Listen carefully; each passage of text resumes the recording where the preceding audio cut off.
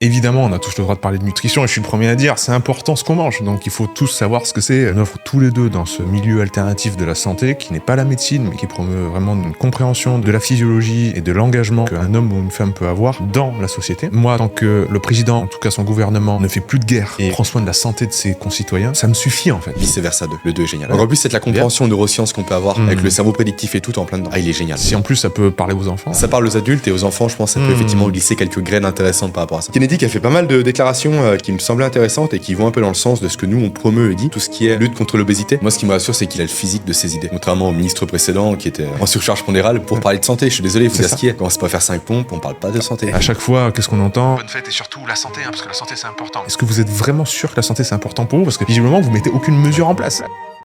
Salut Pierre. Hello Jérôme. Ça va être compliqué de commencer, mais...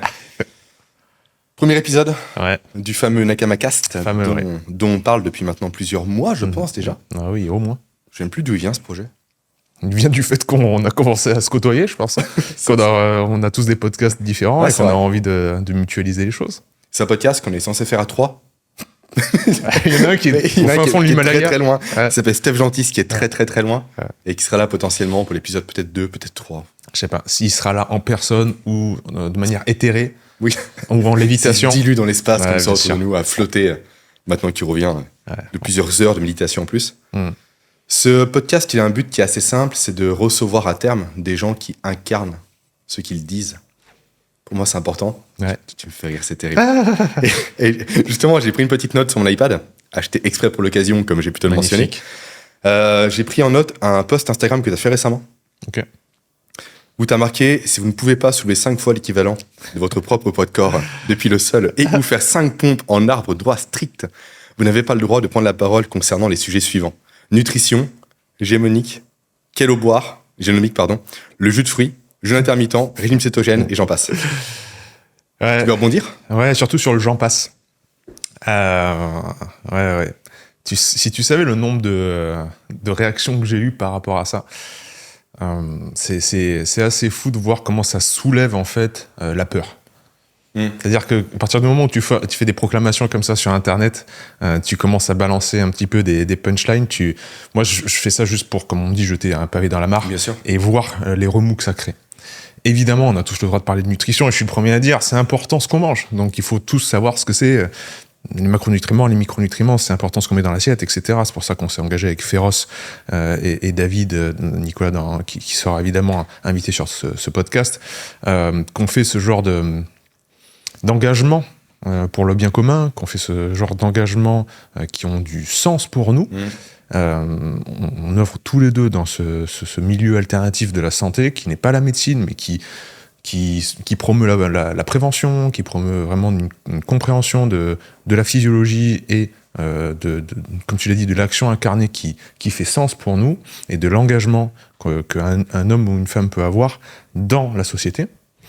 Mais quand tu bon, c'est une demi-blague évidemment, mais quand tu fais ce genre de proclamation-là, en fait, tous les dogmes s'éveillent. Tu vois les choses, tu mets de la lumière sur les pensées et les croyances des gens et surtout leurs insécurités. C'est-à-dire, moi, j'ai commencé à dire ça parce que quand j'ai fait une retraite il y a peu de temps, avec une vingtaine donc, de participants à la retraite, et j'essaye dans ce genre de moment-là où on se met en autarcie de la société, de tout expérimenter autour de l'hormèse, du renforcement, etc. Donc, je leur propose évidemment des techniques de respiration, du renforcement physique, des cours de nutrition, etc. On voit un peu un panel complet, tu vois, de comment entretenir son corps, son cœur, son esprit, etc. Et ça me fait rire parce que les méthodes de renforcement, quand tu abordes, est-ce que vous savez la différence entre la force, l'endurance, la puissance, l'hypertrophie musculaire, est-ce que vous connaissez un peu les qualités athlétiques et comment renforcer l'une par rapport à l'autre, tu vois, pour être autonome dans le fait de faire un programme, tu vois, de préparation physique. En fait, très peu de gens savent bien le faire. Tout le monde confond un petit peu tout. Ils confondent la force avec la puissance, confondent la force avec un système pour prendre de la masse musculaire. Ils confondent un petit peu tout. Donc évidemment, après, tu te fais balader sur Internet. Tu entends tout et son contraire et tu t'achètes un programme en ligne pour développer quelque chose en voulant perdre du poids. Tu prends autre chose. Enfin bref, tu peux te faire balader. Le manque de connaissances, de toute façon, est toujours plus coûteux que l'éducation. Donc il faut d'abord s'instruire. Mais quand on tombe sur la conversation sur est-ce que c'est bon de faire des jus de légumes, alors là, tout le monde peut te sortir. Oui. Le modèle de l'extracteur, qu'est-ce qu'il a de plus que par rapport aux autres? On est dans des détails, mais c'est incroyable. Et puis quel jus est-ce qu'il faut mettre de la carotte plutôt que du céleri? Est-ce qu'on le met avant le céleri ou après le gingembre? Mais c'est ça. Bien sûr. Les combinaisons alimentaires, là, des gens peuvent te faire des discours pendant des heures dessus. Et moi, à chaque fois, ma réaction, après avoir bien rigolé un bon coup, c'est de dire, mais si tout ce temps que vous avez étudié les modèles d'extracteurs de jus, ou la différence entre la curcumine et la pipérine, vous aviez passé ce temps-là à simplement bouger, faire des squats et bouger votre corps, en fait, et être en mouvement, vous n'auriez pas besoin, en fait, de tout ça. Et vous aurez sans doute évité les problèmes de santé qui vous ont amené maintenant dans la situation dans laquelle vous êtes, avec peut-être des douleurs, avec ceci et cela. Donc, j'en viens donc avec ce post Instagram. Voilà, c'est tout simple. C'est parce que j'ai souvent ces conversations-là quand tu parles à un néophyte qui n'a pas mis le doigt là-dedans et qui dit bon, toi qui t'y connais, qu'est-ce que je dois manger, qu'est-ce qui est bien, etc.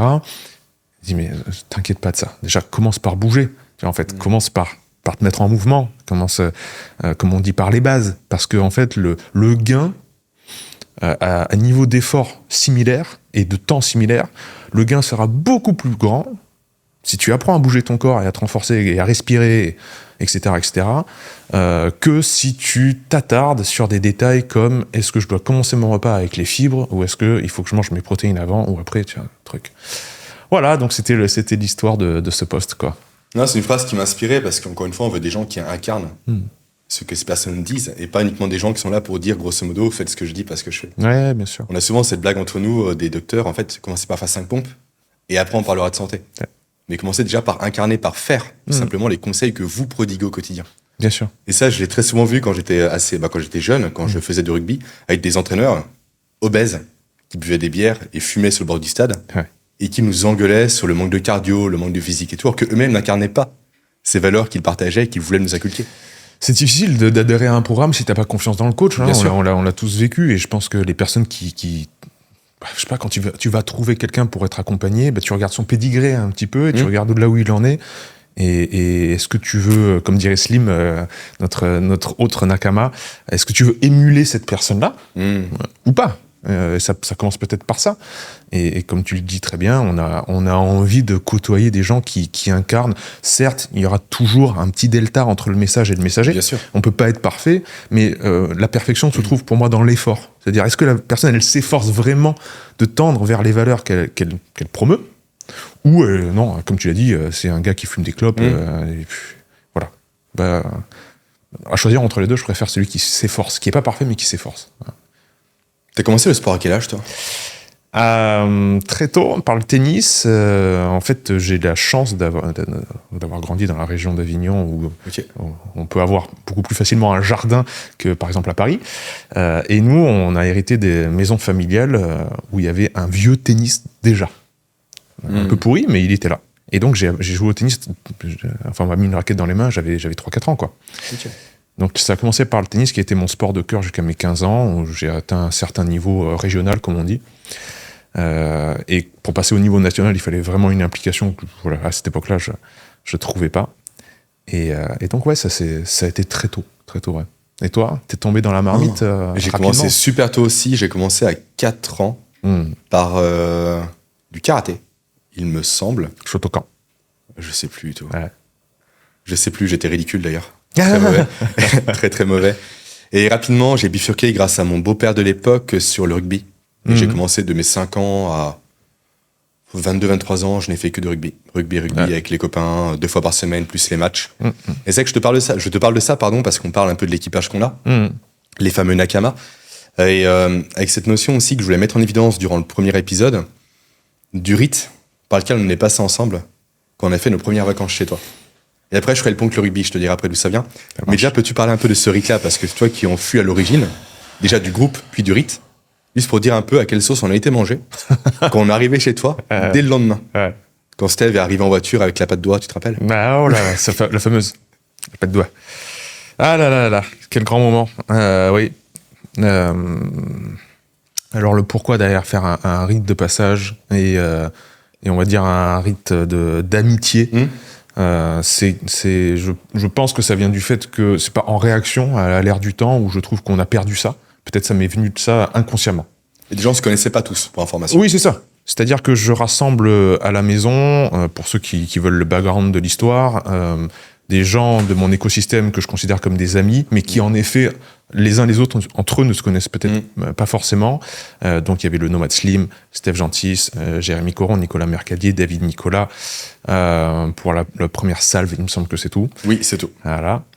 À ceci, on a rajouté JB Bourgeois et Julien Lepage, le bon Julius. Et bref, je les invite à la maison et parce que je les aime beaucoup et je sens que c'est les personnes avec qui vous avez peut-être sans doute connu ça dans votre vie, c'est des personnes que vous rencontrez une fois, mais vous savez tout de suite que vous allez être amis. C'est direct, ça passe direct, l'électricité est là et c'est galvanisant. Il n'y a pas de doute. Je crois beaucoup à ce genre de coup de cœur et de ressenti. Et donc je me dis, je vais les réunir cet été parce qu'on ne fait plus ça. On se réunit plus. Alors, c'est sûr que les années Covid nous ont traumatisés par rapport à ça, mais vraiment la réunion physique pour juste s'amuser, passer du temps entre amis, je trouve que de nos jours, ça se perd énormément. Donc, voilà, l'été, je les invite. Et comme premier rite de passage pour marquer le coup et souder les relations, je trouve qu'il n'y a rien de mieux qu'un effort. Je dis souvent que le bain froid, ça crée des frères et des sœurs de glace. C'est-à-dire, une fois que tu as fait un bain froid avec quelqu'un, avec des glaçons, tu ressors de là et la personne, tu la considères comme une épaule, un socle solide sur lequel tu as pu t'appuyer dans un moment de difficulté. Et donc, je leur ai donné, on est parti en forêt, je leur ai donné à chacun, à vous, quelque chose de lourd à porter, en gros. Lourd ou chiant. Lourd ou chiant, ou les deux. Ou lourd et chiant, il y avait les deux aussi. Lourd et chiant. En fait, j'ai réfléchi à la chose pour que ce soit lourd et chiant. Donc, il y avait un kettlebell d'une 20aine de kilos, il me semble. De 20 kilos, je crois, qui était sur un peg stick. Voilà, un peg stick, donc vous savez, le bâton... Qui était très clairement le pire de tous, d'ailleurs. Oui, c'est clair. C'était atroce. C'est bien sûr, c'était dégueulasse. Spécial dédicace à Julien Pinault, évidemment, de Strong Fit, qui j'espère viendra dans ce podcast pour en parler, mais le peg stick, c'est quelque chose dans Strong Fit qui a été utilisé, je suis plus sûr s'il s'amuse encore avec, mais moi je l'ai bien gardé. Donc c'est une marche donc où chacun porte quelque chose de lourd. Quand on break, on fait tous 10 pompes. Est-ce qu'on était 6 et il y avait 3 porteurs. Il y avait donc le peg stick, un sandbag de 50 kilos, il me semble. Et il y en a un qui se repose. Et il y en a 3 qui se reposent et 3 qui font des efforts. Oui, c'est ça. Ouais, la première édition, c'était ça. C'est ça. Et le dernier, c'était une kettle. Non, c'était une medicine ball, je crois. Donc medicine ball et sandbag. Ouais, medicine ball à prendre comme ça. En front track, devant, qui était à 25. 25, ouais. Et le sandbag qui était à 50. À 50. Voilà. Donc on se fusillait bien les biceps, les épaules et le dos, tout en fait. En étant pieds nus. En étant pieds nus. Sur un sol plein d'ardoises. Ah ouais, terrible. C'est extrêmement dangereux de partir pieds nus. Pendant 3 quarts d'heure à la montée, 3 quarts d'heure à la descente. Et oui, à la montée parce que ça montait. Mais il y avait des moments de grâce quoi. Quand on arrivait en haut, c'était magnifique. J'ai lu un petit peu du Franceschi pour le samouraï, l'éthique du samouraï moderne. On a bien rigolé, on s'est bien fusillé le corps, ça c'est clair. On a fait un bain froid après, mais tout ça c'était incroyablement fondateur. Je trouve que c'était nécessaire parce qu'on est tous amoureux de la pratique du mouvement, par le rugby, par le sport, par le renforcement, peu importe. Et donc voilà, c'était non, ça a créé des vrais liens. Et moi, le plus dur dans l'expérience, ce que tu dis 3 quarts d'heure aller, 3 quarts d'heure retour, on ne savait pas, nous. Bah voilà. On n'avait aucune idée du temps que ça allait prendre. Moi, c'était facile. Hein. Moi, je connaissais très bien la balade. Toi, tu vois le phare au loin, tu vois la destination, tu sais que tu t'en approches. Voilà. Nous, on n'en avait aucune fichue idée, quoi. Et cultiver, c'était le plus compliqué. C'est ça. Vous êtes parti en confiance, me dire bon au moins il y en a un qui sait, on est entre nous donc il peut pas grand chose nous arriver, mais c'est vrai que j'étais le seul à avoir un sac à dos avec de l'eau, on était tous sinon torse nu en short, donc pas de portable, enfin si il y avait peut-être un portable qui traînait pour faire 3 stories mais c'est tout. Oui. Donc voilà, c'était vous me faites confiance, let's go, et vous m'avez fait complètement confiance. Et oui, c'est quelque chose qui m'est très cher, c'est quelque chose qu'on retrouve évidemment dans les préceptes de Taleb, mais c'est l'incertitude, l'imprévisibilité, cultiver ces zones d'ombre-là. Pour moi, c'est très important. Et c'est trop... On va en reparler après, hein, quand on parlera des actualités, quand on parlera de notre réaction par rapport à certaines choses, qui a toujours une place importante dans ce podcast. Il me semble que l'ère du temps a tendance à tout divulgacher, comme on dit, ça spoil. Mais on spoil, c'est-à-dire même nos quotidiens. C'est-à-dire à partir du moment où c'est inconnu, on essaie de combler ça par quelque chose de connu. L'exemple typique, c'est quand je vais à un endroit, j'ouvre Google Maps. C'est-à-dire même le chemin, même la perspective même de me tromper, de m'égarer, ou de demander mon chemin à quelqu'un.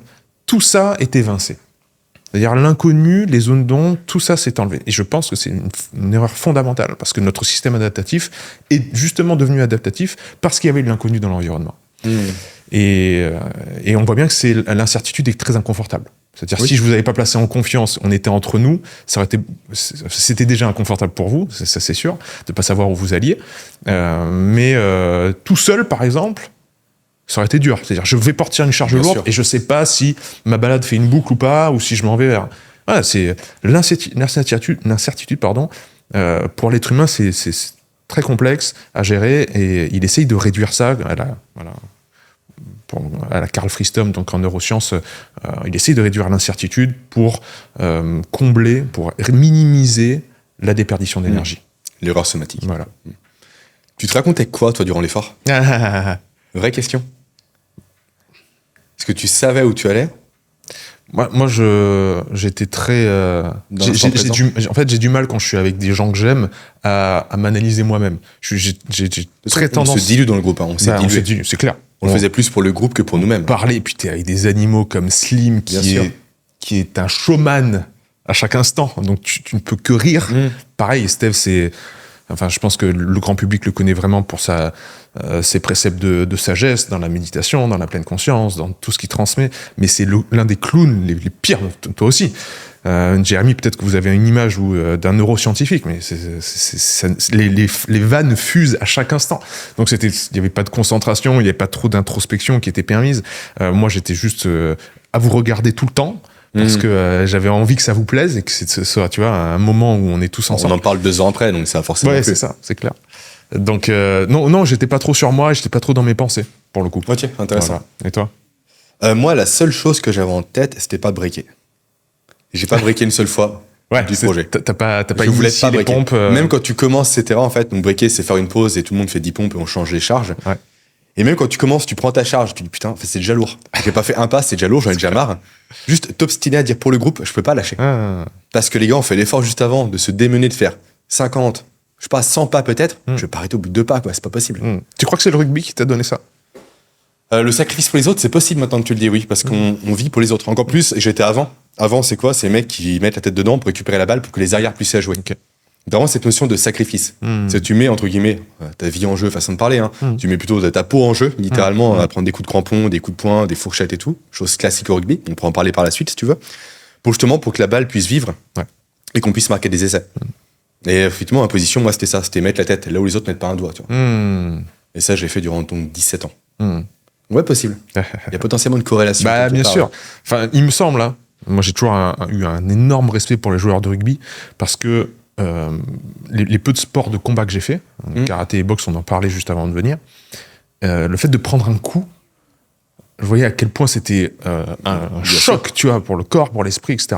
Et quand je vois les joueurs de rugby c'est coup, on se relève, impact, pendant 80 minutes, c'est quoi cette histoire, quoi? Moi, et puis encore, tu vois les pros, quand tu vois les plus bas niveaux, même quand t'es jeune, t'as les coups que tu vois, donc les plaquages, les coups que tu vois pas, les droites. Ouais, c'est ça. Les droites, les coups de tête, etc. Dans les mêlées, tu vois jamais tout. Ouais, tu vois pas tout ce qui se passe. Hein.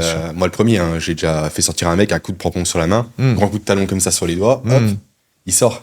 Et ça, c'est monnaie courante au rugby. Ouais. On mettait du Vicks Vaporub de nos chaussettes, pour foutre dans les yeux des autres, tu vois. Ah ouais. On prenait de la colle de handball, pareil, pour bien tenir la balle. Il y a que ça tout le long, c'est que ça. C'est que ces choses-là que tu vois pas, effectivement, qui sont assez dures. Ah ouais. Mais encore une fois, t'as tes potes qui sont vers toi. Et s'il y a un problème, tu sais que tes potes sont là pour t'aider. Tout comme toi, t'es là pour les aider aussi. Et c'est un peu, effectivement, ce que j'ai ressenti durant ce périple, en quelque sorte, que tu nous as fait vivre. Et ça a fait écho, justement, au rugby, parce qu'au rugby, t'as beaucoup de rites. C'est très barbare comme sport. Il y avait un rite, je me rappelle, que j'en ai fait encore une fois durant très longtemps, on prenait très souvent le bus pour des longs déplacements. On avait un jeu qui s'appelle touche la fenêtre du bus. C'est que tu as tous les plus vieux du rugby, donc j'en faisais partie, qui allaient sur la plage arrière du bus, tu vois. Et les plus jeunes devaient venir pour toucher la fenêtre. Sauf qu'on les frappait au passage, quoi. Et c'est que ça tout le long. Okay. T'as des jeux où on fait que se taper, etc. Le rugby, c'est que ça. Très barbare, mais au moins, c'est dans la douleur que tu te... Comment dire, tu crées des liens, quoi. Ouais, tu crées un vrai lien, tu crées une expérience. C'est tes frères de combat, c'est un peu comme justement l'armée, je pense. J'ai pas fait l'armée, mais c'est souvent ce qui en ressort. Oui.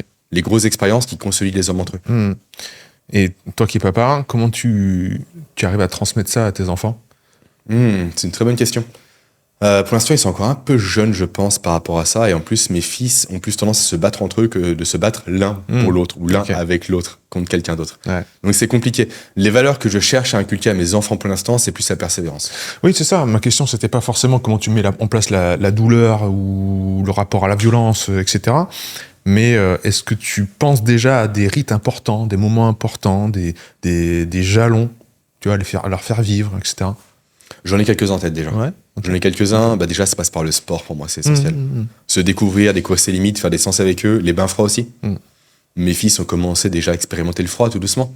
À leur niveau, on les force pas. Juste, en fait, on montre l'exemple, ils le font par eux-mêmes. Bien sûr. Et ça me rappelle justement, plus c'est drôle, quand on a pris un bain froid vers chez toi dans la rivière. Ouais. Avec le gros discours de on va prendre un bain froid. Oui, c'est ça. J'en parle souvent. Tu vois très bien. J'ai même parlé à la retraite de ça. Ah bah c'est drôle. On se met dans l'état d'esprit avec Pierre, Slim et tout. En fait, on va prendre un bain froid, ça va être compliqué, etc. C'est en rivière, ça fera un effort physique. On voit 6 gaillards qui arrivent. On arrive sur place, on voit quoi ? Des enfants qui jouent dans l'eau, quoi. Ouais, les grands-mères, les mamies. Oui, parce que eux ne prenaient pas un bain froid. Non, eux allaient juste jouer. On va se baigner à la rivière. Ouais, bien sûr. Et c'est là qu'on voit que le discours interne influence terriblement la perception des choses et l'appréhension qu'on peut avoir des choses. Mais bien sûr.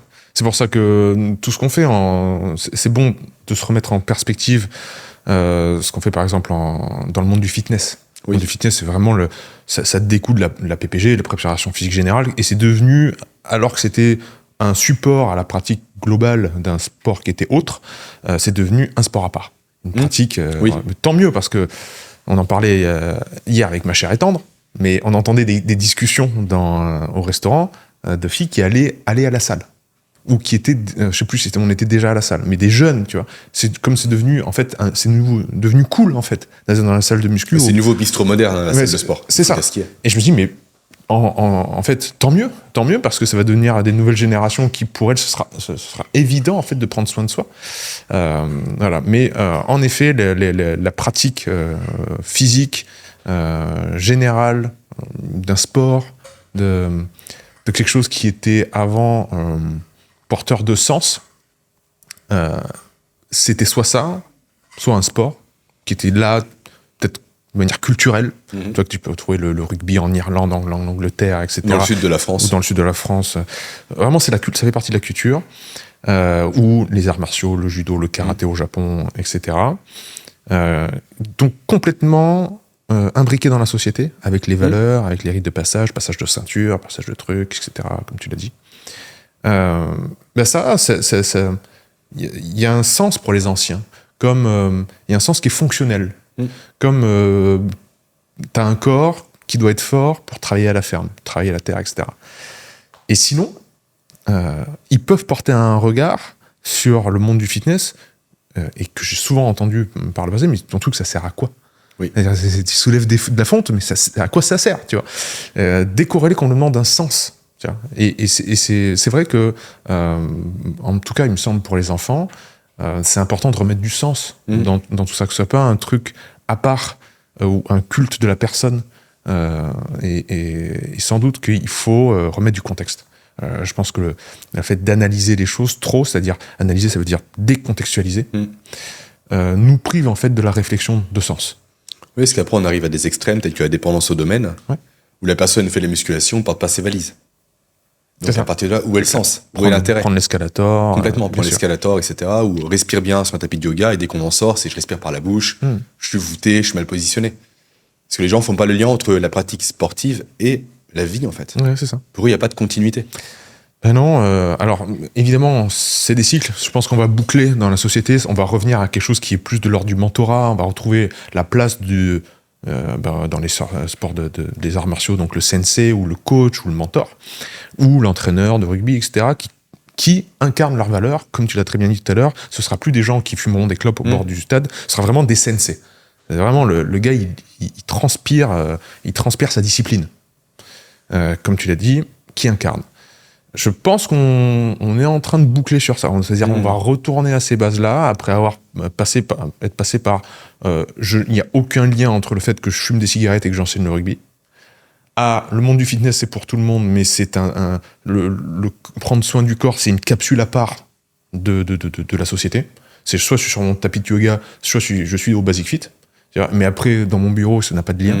À réintroduire tout ça dans la société, comme une évidence, avec des gens qui incarnent tout ça. C'est-à-dire, il n'y a plus de décorrélation entre le message et le messager. Je pense qu'on y vient. Je toujours un discours qui est positif par rapport à l'avenir et assez optimiste. Et je m'oppose souvent aux gens qui disent non, mais on va c'est de pire en pire. Non, je pense qu'il y a vraiment des choses. On revient presque sur un idéal hellénique, en quelque sorte. Ouais, bien sûr. Je pense. Avoir le physique de ses idées, etc. Faire le sport, philosopher, échanger, pratiquer. Un peu ce qu'on fait durant les retraites, en fait. Ah, mais bien sûr. C'est ce qu'on prêche avec Slim, Steve, David, tout le monde. On est toujours là. Cœur, corps, esprit. On n'en laisse pas un de côté. Spiritualité, connaissance et renforcement physique. Et à partir du moment où on scinde ça, on n'est plus Platon aux larges épaules, on rate quelque chose. Voilà. Bien sûr. Ouais, ça rappelle vraiment chaque fois ce qu'on fait, quoi. C'est des bons restaurants, des bonnes séances de sport et des heures à philosopher, à échanger, à parler. Bien sûr. En marchant. Ouais, ne pas oublier l'un des volets. Ouais, bien sûr. Complètement. Ok. Et ce podcast également, c'est le but pour nous, comme on va dire, construit et pensé, de parler un peu d'autres sujets, notamment l'actualité. Oui. Et là, comment éviter et passer à côté de l'élection de Trump, qui a eu lieu récemment. Oui. Tu veux rebondir déjà par rapport à ça avant qu'on fasse un zoom sur Kennedy, ou est-ce que tu veux passer directement sur le sujet principal que sera Robert Kennedy? Ok, élection de Trump. Moi, je vais pas juger le personnage, je vais pas juger quoi que ce soit, mais qu'il y aurait plein de choses à dire. Déjà, il est américain, il est pas comme nous. Clairement. On faut arrêter de le comparer avec nos lunettes d'Européens, un personnage qui est américain. C'est comme le pays du catch, de la mise en scène, du paraître. Il n'y a pas ça chez nous. Non, mais bien sûr, là, on est deux cultures différentes, donc il faut arrêter... moi, je parle beaucoup du Japon parce que j'y ai vécu, mais les gens qui essaient de juger les Japonais de l'autre bout de la planète, ça n'a pas de sens. Bien sûr. Ça n'a pas de sens. C'est pas les mêmes logiciels installés dans la tête. Il ne faut pas chercher à comprendre. Voilà, bien sûr. Donc, Trump qui se fait élire aux États-Unis, c'est quelque chose qui est fondamentalement, comme tu le dis, américain. C'est américain. Donc, je ne vais pas analyser ça. Par contre, je vais analyser les réactions de mes amis français. Et là, j'ai toujours... je suis assez critique envers les personnes qui se font... qui laissent les émotions, l'aspect émotionnel, dicter leur raison. Si je reprends les préceptes de Patrice Franceschi, il dit que la raison, c'est le cocher qui tient les émotions comme des chevaux, en fait. La raison doit tenir les émotions. Si t'as pas c'est pas à toi que je vais apprendre ça, mais si ton cortex préfrontal est pas bien formé, son rôle inhibiteur, grosso modo, voilà. Bien sûr. Il n'est pas là à dire attends, chute aux émotions. Enfin, là, si ça s'exprime autant au niveau du groupe, ça risque de foutre le bordel. Voilà. Alors qu'un enfant n'a pas ça. S'il voit un gros monsieur passer dans la rue, il dit ah papa, regarde le gros monsieur. Bon, il sait pas qu'il va faire du mal en fait à la personne en disant ça, qu'il va la blesser. Donc moi, ça me fait toujours un petit peu rire les personnes qui sont déstabilisées par un événement extérieur comme ça. Au lieu de l'analyser de manière rationnelle, tombent dans l'émotion et disent des choses en laissant s'exprimer leurs émotions où tu sens qu'il y a tout, en fait. Il y a la peur, l'incompréhension, la peur, en effet, de cette incertitude, un truc qui casse leur modèle. C'est-à-dire, non, mais tout le monde devrait être ou noir ou blanc, ça devrait être complètement binaire, lui, c'est le mal, donc pourquoi il est élu? C'est terrible. Et donc, moi, ça renforce juste mon envie d'inviter à l'autonomie de la pensée, d'inviter à travailler sur soi, de travailler sur ses propres émotions. On parlera de nos actualités tout à l'heure, mais moi, je travaille sur un livre sur les émotions actuellement.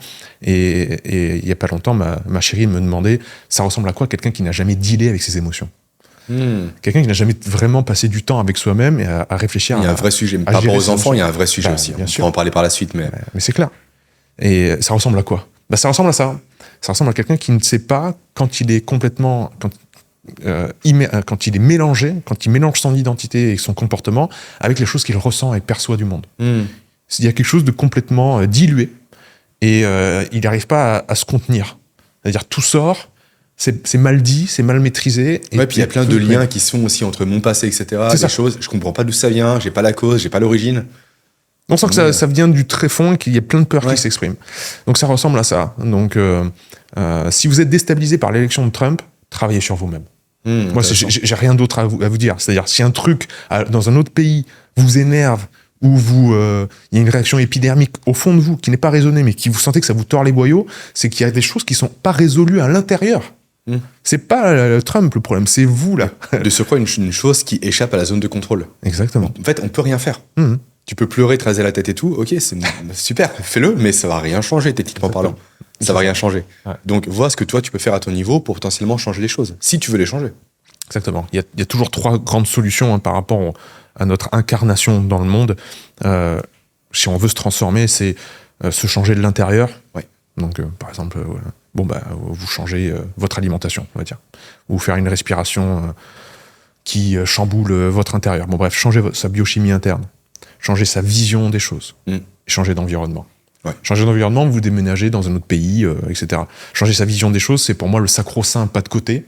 Bien sûr. Pas de recul. Tu considères quelque chose sous un nouvel angle et tu dis, attends, peut-être que ce personnage-là, que je juge trop rapidement, ou la situation que je juge trop rapidement, de manière émotionnelle, peut-être que je peux la regarder sous un nouvel angle. Et en effet, se changer de l'intérieur. Et généralement, on a tendance à ne pas aller vers le changement de point de vue. On préfère toujours le malheur à l'incertitude. Mais c'est trop coûteux. Ben, bien sûr. Bien sûr, tu as construit des paradigmes et des paradigmes, tu t'empiles. Tout s'effondre. Et changer, ça demande un coût énergétique qui est monstrueux. C'est clair. Tu perds tes repères, du coup, ça fait pas sens pour toi. Donc forcément, tu es en danger. Exactement. Psychologique et cognitif. Et, tout à fait. Et donc, on veut vite se changer de l'intérieur. Donc, je vais prendre peut-être des gélules de plantes pour calmer l'intérieur. Adaptogène, rhodiola, etc. Donne-moi ton protocole de respiration pour me caler, faire une autorégulation. Non, c'est pas ça le problème. Ou sinon, tu peux déménager, mais déménage à Tombouctou si tu veux. Mais si tu n'as pas changé la manière que tu as, ta paire de lunettes, d'apprécier le monde, tu vas retomber dans les mêmes travers. Oui, si déjà en France, de toute façon, tu as un problème par rapport à l'étranger, peu importe où tu es, il reviendra. Évidemment. C'est clair. Donc voilà, l'élection de Trump, comment je la juge. Et toi moi, de mon côté, en fait, j'ai pensé directement, je me suis beaucoup intéressé à l'évolution dernièrement, notamment avec le livre de Didier Raoult, que tu as lu aussi, et qu'on lisait communément quand on était justement en vacances tous les deux. Et ça a fait écho pour moi à l'opposition entre gradualisme et saltationnisme. Ok. Ça te parle ? Oui. Gradualisme, c'est quoi ? C'est la vision simplement assez commune de Darwin, où tout évolue de façon graduée, un peu comme une règle. On y va tranquillement, étape par étape. Et le saltationnisme, on l'inscrit dans ce qu'on appelle la théorie des équilibres pondérés. Je crois que c'est ça le nom. Où en fait, simplement, c'est plus l'évolution connaît certes de grandes phases de calme, où on évolue tout doucement, mais aussi des grands sauts énormes, suite à des événements qui sont chaotiques. Et pour moi, on est un peu dedans. Et je pense que parfois, il faut passer par un saut chaotique pour remettre de l'ordre derrière. Donc je pense que c'est une bonne chose. Ouais, bien sûr. Juste pour voir où ça va, en fait. On n'a jamais essayé. Mais c'est ça. Pourquoi pas essayer ? Non, mais bien sûr, c'est ce qu'on se disait en mangeant, là. C'est-à-dire qu'on se plaint, je dis on de manière globale. Oui, de façon, on se plaint généralement que les choses sont toujours comme si, c'est passé comme ça, ça change pas, on est englué, on critique le système. Quand il y a enfin un énorme élément perturbateur, on critique ça. On se plaint parce qu'il est là. Attendons de voir, ça crée plein de remous, tant mieux, puisqu'apparemment, moi je prends toujours cette image de la génération de nos parents qui sont nés par exemple dans les années 50 ou 60, avaient un futur qui était brillant, c'est-à-dire l'an 2000, il y a les voitures volantes, etc. Voitures volantes, Retour vers le futur. Mais c'est ça, t'imagines l'imaginaire, les enfants et les adolescents avaient des étoiles dans les yeux quand ils pensaient au futur. Alors que maintenant... Non, la planète va s'effondrer, réchauffement climatique, on va tous mourir, il y aura plus d'eau, voilà. Donc... S'il y a quelque chose qui arrive de nouveau et qui perturbe cette mauvaise voie, attendons de voir. Mais le problème, c'est que le cerveau humain, c'est réducteur. L'être humain préfère toujours le malheur à l'incertitude, comme disait Tim Ferriss. Et donc l'incertitude, là, c'est le pavé dans la mare, avec les grosses vagues. On aimerait bien retourner au malheur, en fait. Mais non. Là, c'est là où il faut utiliser sa raison. Non, attends de voir. Ouais, puis c'est encore tout allait bien. Ouais, c'est ça. Effectivement, tu peux dire, ok, perturber l'ordre, c'est pas cool. Mais là, au final, tout va pas bien, quoi. Donc forcément, autant voir ce que ça donne. Peu importe, on verra bien. Ouais.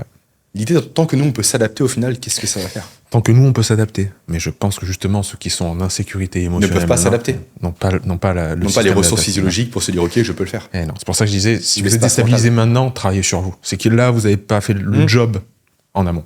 Augmenter votre capacité à. Ouais. Donc, soit financièrement, soit physiologiquement, soit peu importe. Mais il faut s'adapter. Dans tous les cas, l'être humain est fait pour évoluer et s'adapter. C'est la contrainte qui crée la créativité, qui crée l'évolution. Sans contrainte, on serait encore dans les cavernes. Exactement. On n'aurait aucun bénéfice à faire des armes, à faire des maisons, à faire des voitures. Forcément.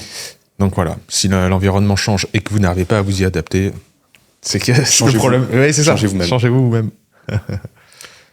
On va faire un zoom maintenant un peu plus sur Kennedy. Allez. C'est un sujet qui nous parle un peu plus par rapport à nos domaines de travail, pas de JFK. recherche. De quoi ? Pas JFK. Pas JFK. Lui, il est plus trop là. Il y a un petit problème lors d'un trajet en voiture. Mais Kennedy qui a fait pas mal de déclarations qui me semblaient intéressantes et qui vont un peu dans le sens de ce que nous, on promeut et dit. Notamment tout ce qui est lutte contre l'obésité, mais lutte vraiment engagée, parce que lui, je pense que tu l'as vu physiquement, mec, il a un physique bodybuildé à 70 ans. Après, forcément, il y a la TRT et tout, c'est un peu différent de nous, on est bien d'accord, mais normalement, il incarne ce qu'il dit. On est en plein dedans. Il veut lutter contre la nourriture industrielle. Il veut finir avec le déjeuner ultra sucré. Ouais. Il veut démanteler également tout ce qui est industrie agroalimentaire, tout ce qui est Big Pharma. Ouais. T'en penses quoi de tout ça, toi ? On est en plein dedans, on est en plein saltationnisme, là. Bien sûr. Ouais, c'est vraiment un grand saut en avant. On dit, OK, en fait, tout ce qu'on a fait, c'est de la merde.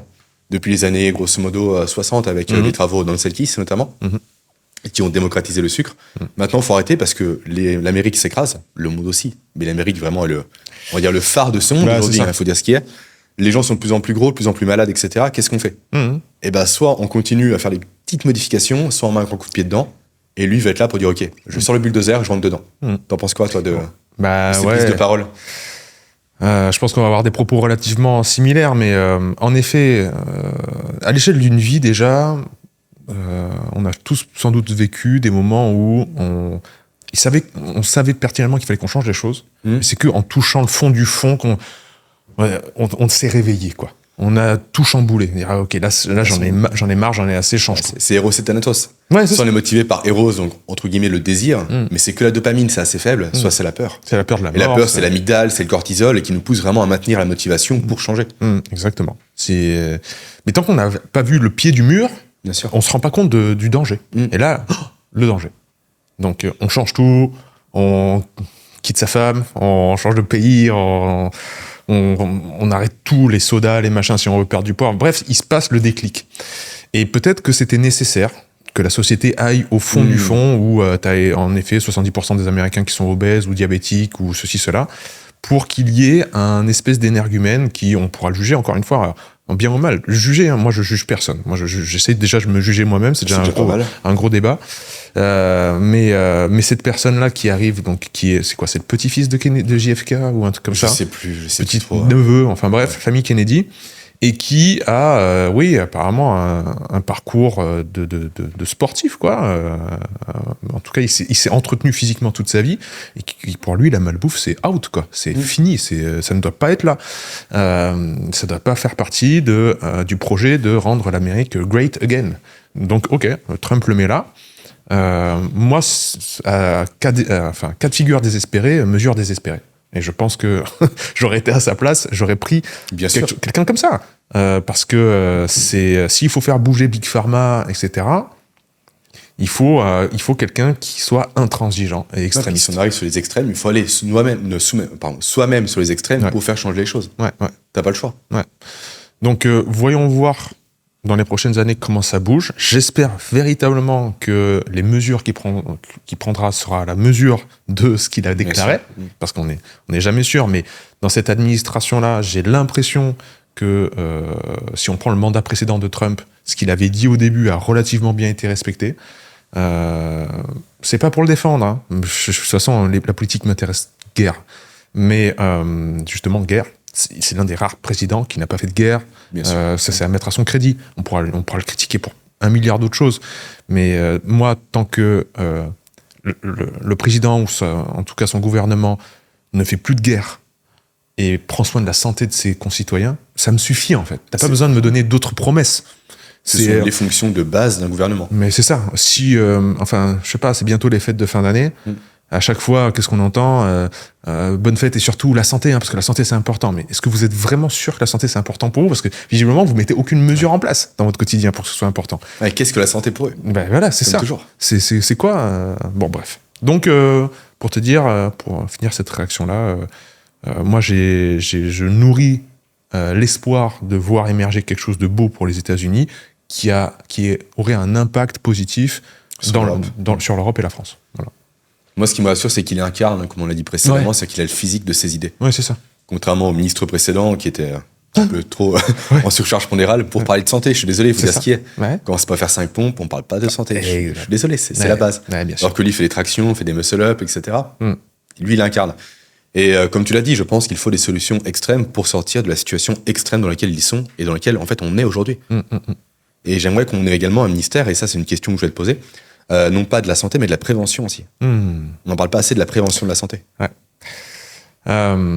C'est une très bonne question, c'est une très bonne réflexion. Moi, c'est ce qui m'a poussé, quand j'ai perdu beaucoup de proches de maladies, de cancers, etc., à me former à la naturopathie et à faire de la prévention.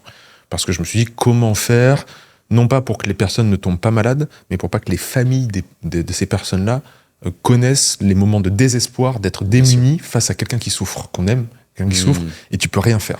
Et je trouve qu'il n'y a rien de pire que de ne pas pouvoir aider. La souffrance, après, la douleur, la personne, elle a fait de la merde toute sa vie, elle est tombée malade, elle a un cancer, c'est de sa faute. Au bout d'un moment, moi, c'est pas ça qui me touchait vraiment, c'était de voir mes proches, ou même moi, face au fait d'être démunis, tu vois, et de ne pas pouvoir aider quelqu'un qui souffre. Comment on fait pour que ça n'arrive pas? On va apprendre, en fait, les grands principes aux gens qui vont, des outils comportementaux, que ce soit le sommeil, la nutrition et tout le reste, pour éviter ces problèmes de santé-là. Donc, si on a un ministère de personnes qui sont formées à ça et dispensent, en effet, des bons conseils sur une échelle large d'un pays, ce serait absolument génial. Et évidemment, je fais un clin d'œil à mon ami Thierry Casasnovas qui se présente avec le mouvement Vivant et qui ne promeut que ça, en fait. Qui promeut Vivant, il promeut la vie. C'est-à-dire, on va pas parler de maladie, on va pas faire un ministère de la santé pour parler de maladie, ça n'a pas de sens. On va parler de choses positives qui promeuvent la vie. Voilà, comme on dit, des conseils de grand-mère, quoi. Des trucs qui sont évidents pour tout à chacun, mais qui ne sont pas actuellement incarnés par le gouvernement. Comme si on voyait ça comme un individu, le gouvernement, eux aussi, il faut qu'ils incarnent les choses. Bien sûr. Voilà, donc voilà. Non, puis avec une approche aussi qui est multi-ministérielle, où l'agriculture parle la santé parle le sport. Aujourd'hui, tout est cloisonné. Ouais. Tout est, on va dire, justement, ce sont des briques, il n'y a pas de lien entre chacune des briques. Ouais. Alors qu'il faut faire un tout. Non, c'est très juste, c'est ce qu'on essaie de faire avec Féroce, par exemple. Bien sûr. Avec David, Nicolas et la marque Féroce. Alexandre Dana, qui a été évidemment en invité sur Vérisme TV il y a peu de temps, et d'autres, dont Jean-Baptiste. On essaye de faire quelque chose qui est cohérent. C'est pas qu'une marque de viande, quoi. C'est un truc qui va faire la promotion d'un style de vie. Tu veux dire ce qu'est Féroce rapidement, peut-être? Bien sûr. Allons-y. Bien sûr. Féroce, donc, c'est David Nicolas qui a eu l'idée, lui qui est comme nous très porté sur le monde de la prévention, de la vitalité, de l'optimisation du potentiel humain, comme on peut dire, avec son podcast que vous connaissez sans doute qui s'appelle Limitless Podcast. Il a créé cette marque-là parce qu'il voulait un steak haché qui ait des abats. Il y a une idée de mettre des 10% de cœur et 10% de foie. Je crois que c'est 15 et 5, il me semble. Ok, 15 et 5, tu vois, tu connais mieux la marque que moi. 15 et 5. J'en consomme très souvent. Voilà, donc 80% de muscles, 20% d'abat. Dans un produit qui est délicieux, et en fait c'est pour incarner un style de vie, une philosophie, quelque chose qui est beaucoup plus primal, beaucoup plus ancestral, un style de vie qui retourne à la terre, au respect des animaux qu'on consomme, donc ça veut dire qu'ils doivent être élevés dans de bonnes conditions, au respect des éleveurs qui aiment leurs animaux et qui en prennent soin, ça veut dire qu'ils doivent être payés et rémunérés à juste valeur, donc on achète tout l'animal, donc les os pour faire des bouillons d'os, dont la moelle osseuse, la moelle pour faire des condiments avec, les organes, évidemment, qui ne seront pas jetés.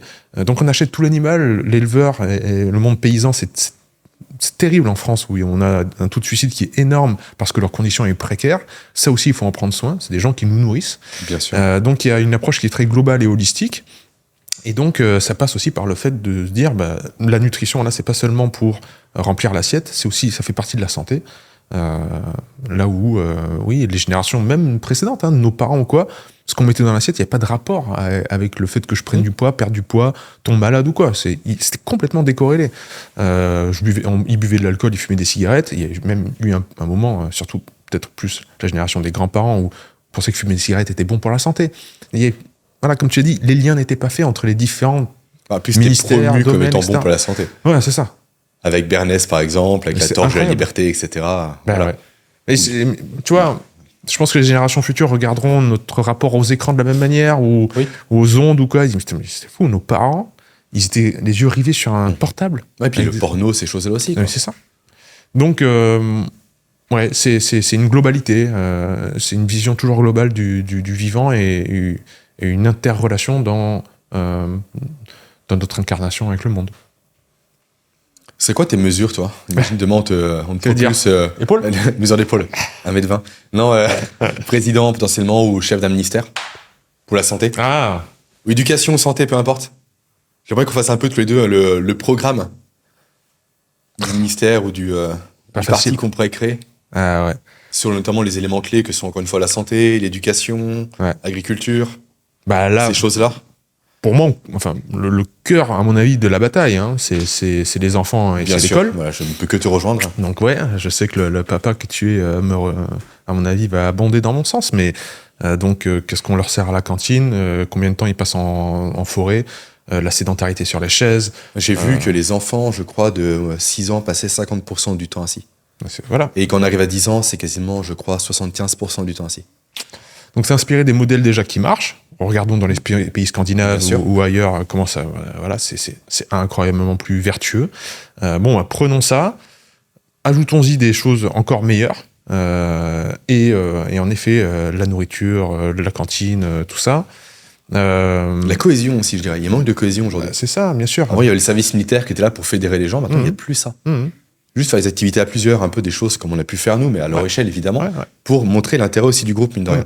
L'individu, le groupe et le rôle de l'individu dans le groupe. Exactement. Ça me paraît essentiel. Bien sûr, c'est tellement important. Après, pour la vie, on est très bien conscient du fait que nous sommes des animaux sociaux et qui ont besoin les uns des autres. Encore une fois, les confinements, etc., nous l'ont rappelé à puissance 25, quoi. C'est-à-dire ça nous a sauté aux yeux. On a très vite tendance à, après, l'oublier de nouveau, mais on a besoin des autres, on a besoin de la cohésion, et c'est ce qui est vraiment notre marque de fabrique en tant qu'être humain. Donc ça, et puis pour aller dans ce sens-là, le mélange des tranches d'âge, comme c'est fait dans les écoles alternatives Montessori ou Steiner. Voire école avec aussi grands-parents, ça existe des fois. Où tu as des écoles dans des EHPAD, etc., pour vraiment mixer les âges. Génial. Parce qu'en plus, on a vu que les enfants présents vers des personnes âgées augmentaient l'espérance de vie des personnes âgées. Bien sûr. Et ça, c'est génial. Voilà, pour bifurquer vers autre chose, passer des enfants à justement la fin de vie. Comme rapport à la mort, en plus, c'est bien. Rapport à la mort, bien sûr. Depuis tout petit, tu es confronté à des gens qui peuvent disparaître. Du coup, ça peut désacraliser un peu ce rapport-là. Donc il y aurait ça, il y aurait donc petit à petit l'abandon des EHPAD, peut-être un retour à plus de normalité où on prend soin des... C'est ce que fait ma mère. Voilà. D'accord. Ma mère garde des personnes, alors c'est soit âgées, soit dépendantes. D'accord. Donc dépendantes soit au niveau cognitif, soit au niveau physique, directement chez elle. On appelle ça une accueillante familiale. Donc ça évite que les gens soient seuls et isolés en EHPAD, ils sont en groupe chez ma mère, elle les aide, etc. Et chacun prend part à la vie. Donc en groupe chez ta maman. Ouais, c'est ça, ils dorment carrément là-bas, elle a 3 pensionnaires. Wow. Ah, c'est génial. C'est un métier que je ne pourrais pas faire, très clairement, mais je vois vraiment la plus-value pour ces gens-là. Et oui. Mais je pense que c'est...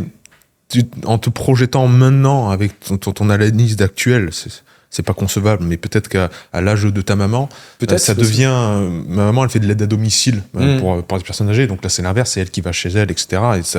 Et ça a ses limites aussi, parce que c'est juste un moment, un petit peu de relation dans la journée. C'est pas suffisant pour cette personne âgée, mais c'est déjà une grosse bouffée d'air frais. Et une aide après par les personnes qui ont ce genre de mobilité réduite ou ce genre de choses. Mais je me dis, c'est rigolo, j'y pense assez régulièrement, arrivé à un certain âge, qu'est-ce que je ferais de mon temps libre? Et peut-être que je me tournerais vers ces activités-là, juste de bien commun, comme le fait notre cher David Goggins, aller jouer le pompier en fait en forêt, en fait juste comme ça, pour se remettre. Bon, lui c'est ça, c'est son mindset qui est complètement incroyable, mais c'est juste pour se mettre dans la difficulté. Mais il dit, au moins je rends service au groupe, quoi. tu vois, pour éteindre les incendies. Mais bref, je pense que arrivé à un certain âge, tu as envie de continuer à donner. C'est le but un peu de l'être humain. Hein. La testo-chute baisse, t'es plus dans la transmission que dans l'action. Logiquement, c'est le rôle qu'on a. Ouais, logiquement, si on a fait peut-être un travail... oui, le travail aussi de recherche, d'introspection, de rapport au monde. Parce que si on n'a rien à partager, effectivement... Ouais, mais tu vois, on peut être vieux sans être sage. C'est ça le problème, c'est que je pense très fortement que ce qu'on retire de cette existence est à la hauteur de ce qu'on y met. Et dit d'une autre manière, on reçoit que quand on donne. Mais actuellement, on est en train de nous vendre sur Internet, sur Instagram, sur les réseaux, le fait de recevoir. C'est-à-dire de gagner des choses, d'accumuler des biens, d'avoir plus, sans donner. Alors que véritablement, l'action incarnée, l'énaction, comme dirait Varela, quelque chose de très important dans le monde des sciences cognitives, va donner naissance au sens qu'on retire de l'existence, qui se détache. Sans action, sans don dans le monde, vous allez rien recevoir. Ou le sens qu'on va vous donner, c'est un sens qui sera donné d'autrui. C'est ce que j'allais dire.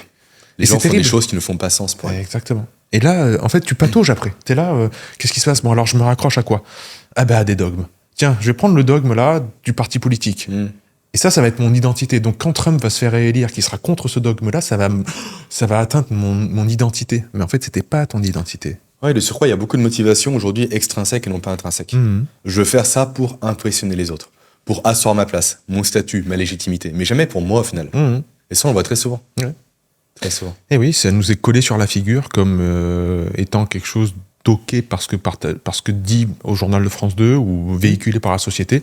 Bon, bah tiens, je vais prendre ça. Par exemple, gagner de l'argent. C'est bien.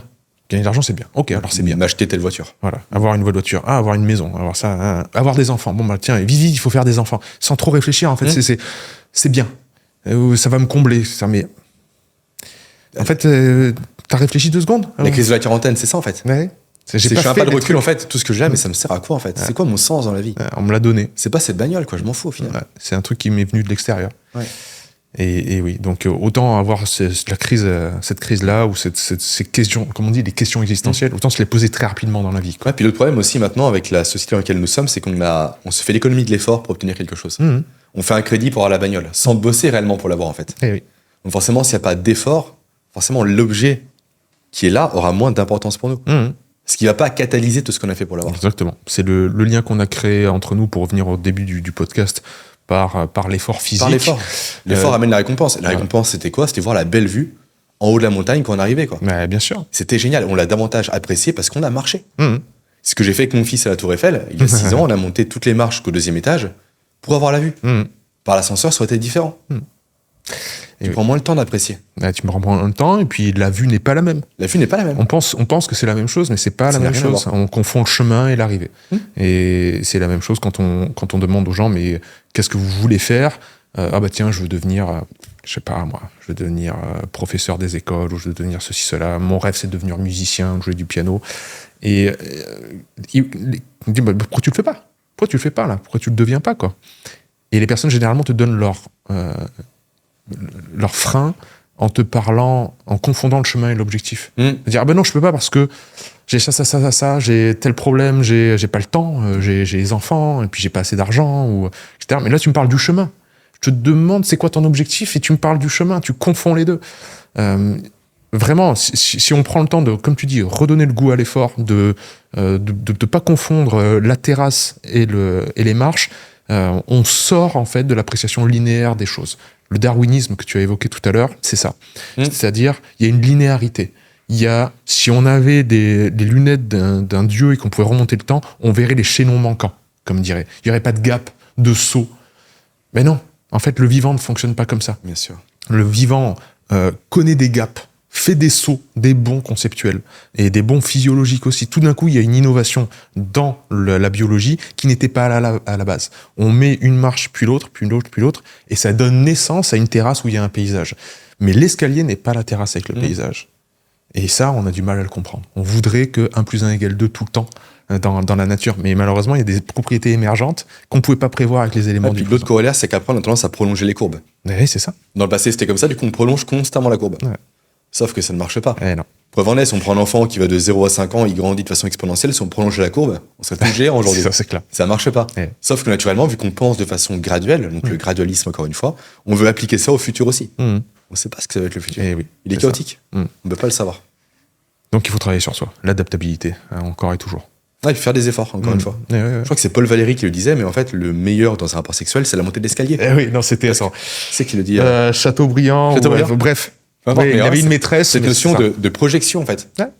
Comme mon fils, quand elle marche, c'est qu'il anticipe simplement la récompense. Il anticipe la vue. Comme on arrive bientôt à Noël, c'est pareil. J'anticipe les cadeaux que je vais avoir. En effet, le cerveau fonctionne par anticipation. Sinon, ça n'aurait aucun sens qu'un enfant s'exclame, soit tremblotant devant des paquets cadeaux. Oui. Non, parce qu'il anticipe ce qui va se produire. Et après, dès qu'il le découvre, il anticipe ce qu'il pourra faire avec. Et dès qu'il a tout fait, il s'en fiche. Il passe à autre chose. Et oui, le plaisir est éphémère, mais le désir est constant. Bien sûr, il faut jouer de ça.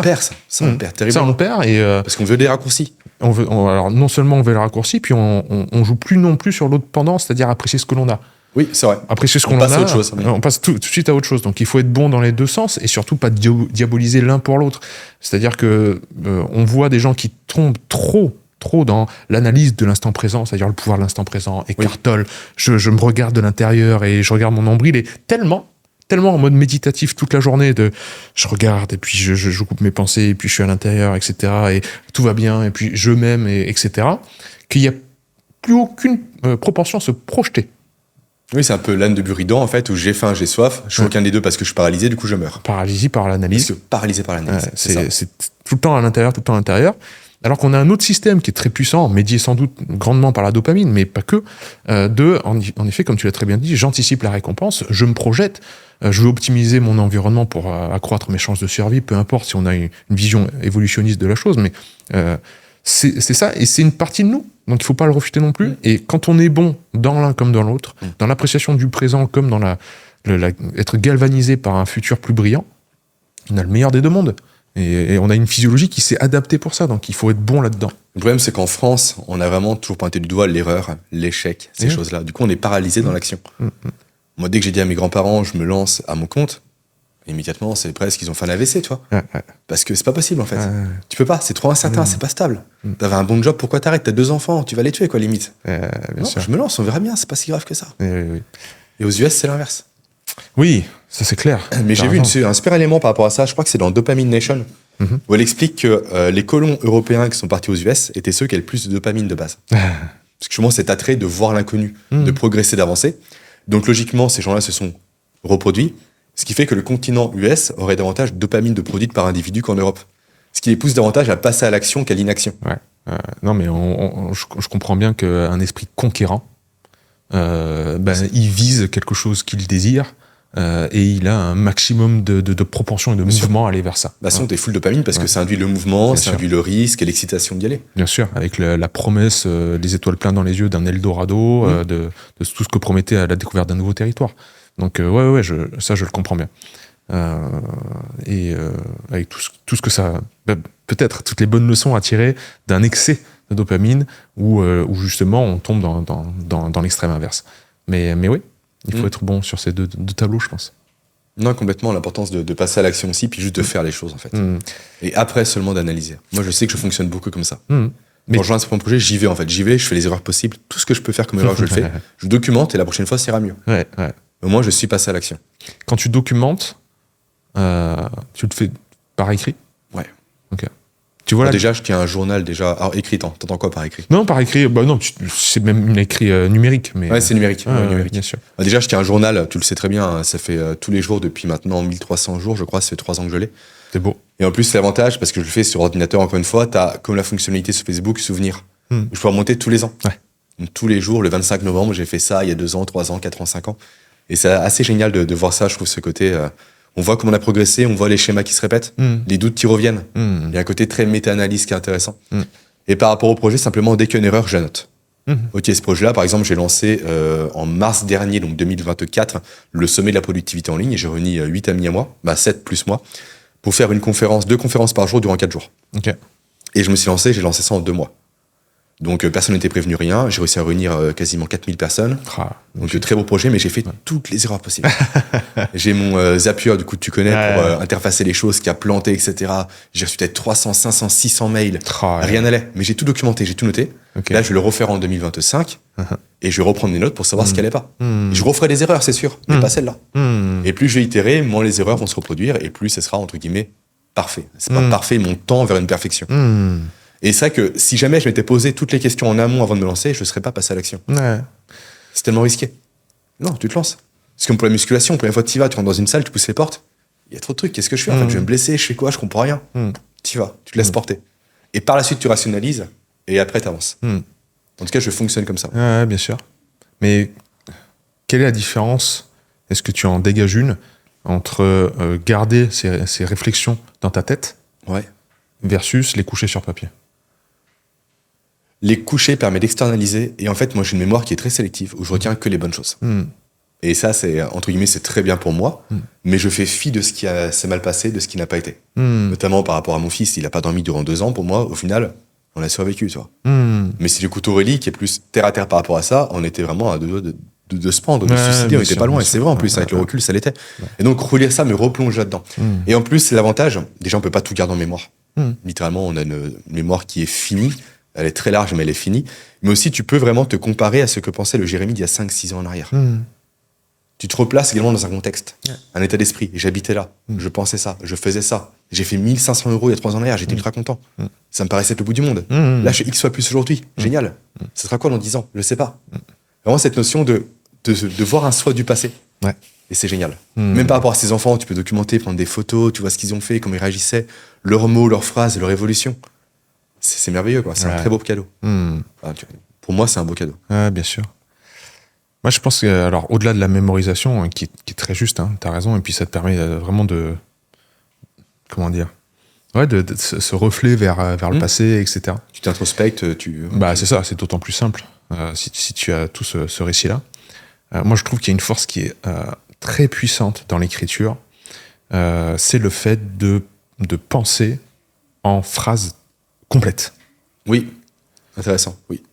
Parce que quand c'est que dans ta tête que c'est nébuleux, t'as des bouts de phrases. C'est-à-dire, si on analyse notre conversation, vous prenez 2 secondes, vous fermez les yeux, vous analysez votre conversation que vous avez avec vous-même, c'est des morceaux de phrases qui pop. C'est chaotique. Chaotique parce qu'on n'arrive pas à en dégager un sens. Et puis le cerveau, on va dire, se masque les zones d'ombre. C'est ça. Ça, on le voit en apprentissage. On croit connaître un principe, on nous demande de l'expliquer, on est incapable de l'expliquer. Sur papier, t'as pas le choix, en fait. C'est ça. La phrase est complète, il y a un début, il y a une fin, il y a un point, il y a un sujet, il y a un verbe, etc. Le fait de penser en phrase complète donne de la structure. Et dans le vivant, la fonction naît de la forme. S'il n'y a pas de structure, il n'y a pas de fonction. En fait, quand vous posez vos phrases sur papier, par écrit, vos émotions et ce que vous percevez, donc l'émotion c'est ce que l'on perçoit et le ressenti c'est l'émotion plus l'idée qu'on se fait de cette émotion-là, tout ça en fait devient un socle qui va déterminer la fonction, qui va être fonctionnel, comme on dit. On cherche tous à être fonctionnel. On voit ce courant-là dans le monde du fitness où il faut faire des mouvements fonctionnels. Ça veut dire quoi? C'est juste être fit. Le fitness, c'est ça, c'est être adapté au monde qui nous entoure. Donc pouvoir être s'accommoder de toutes les tâches physiques que nous demande le monde actuel. Donc, ce qui est fonctionnel, c'est ce qui peut s'adapter au monde. Là, une espèce de congruence entre nous et le monde. Okay. Et s'il n'y a pas cette congruence-là, sans cesse, votre système interne va envoyer une émotion. C'est-à-dire la colère, la frustration. Il faut moduler. C'est des signaux de modulation interne. Il faut changer la chose. Et le truc de jamais coucher sur papier, de jamais donc réfléchir en phrases complètes, le mieux, c'est par écrit. C'est vrai qu'on pourrait le faire dans la tête, mais ça demande un silence. Ça demande l'absence de bruit. Ça demande l'absence de smartphone, l'absence de distraction. Quand est-ce qu'on peut faire ça de nos jours? Quasiment jamais. C'est terrible. Donc, il faut écrire. L'écriture, c'est royal. Parce que là, tout d'un coup, vous faites une phrase complète, vos émotions, vos pensées sont couchées, c'est une structure stable, et comme tu le sais très bien, on peut prendre la même analogie dans le sport, si tu veux faire un bench, tu veux faire un développé couché, il faut que tu stabilises coude, épaule, tout, en fait, pour pousser. La force naît de la stabilité. Comme disait Charles Poliquin, on ne peut pas tirer un boulet de canon à partir d'une barque. Il faut que le socle soit stable. Sauvegarde. Garde people. Merci. Connaisseur, vous aurez la ref. Mais ouais, la stabilité donne la force, donne la fonction. La forme donne la fonction. Et c'est idem pour l'aspect émotionnel. Pour en revenir à l'élection de Trump, ceux qui sont déstabilisés par quelque chose qui arrive de l'extérieur, c'est que vous êtes sur une barque, en fait. Et que le seul petit remous a fait vriller votre barque. Vous n'êtes pas stable. Voilà. Donc, sur tous les points de vue, je trouve que l'outil number one d'introspection devrait être l'écriture. Oui. Ou sinon, vous êtes, il en parlait chez Huberman dans le premier podcast invité du podcast de Huberman, Karl Deseidorf, là, qui travaille beaucoup justement en neurosciences sur la dopamine, entre autres, qui disait que tous les soirs, lui, une fois qu'il a couché ses enfants, il s'allonge, il ferme les yeux et il se force à réfléchir en phrase complète. Pendant 1 heure. 1 heure. 1 heure. En phrase complète. Moi, c'est ma technique pour m'endormir, tiens. Peut-être que tu en parleras à Aurélie, pour le sommeil. Mais moi, je sais que si je veux m'endormir, j'essaie de réfléchir en phrase complète. Okay. Et encore, le plus radical, je le fais en anglais. Mais alors là, je trouve le sommeil tout de suite. Il y a un truc qui calme, la structure calme. C'est-à-dire que je réduis l'imprévisibilité. L'incertitude doit réduire. Voilà. En plus, tu tais les discours de projection négative. Oui, c'est ça aussi. Bien sûr. Donc le cerveau anticipe les négations.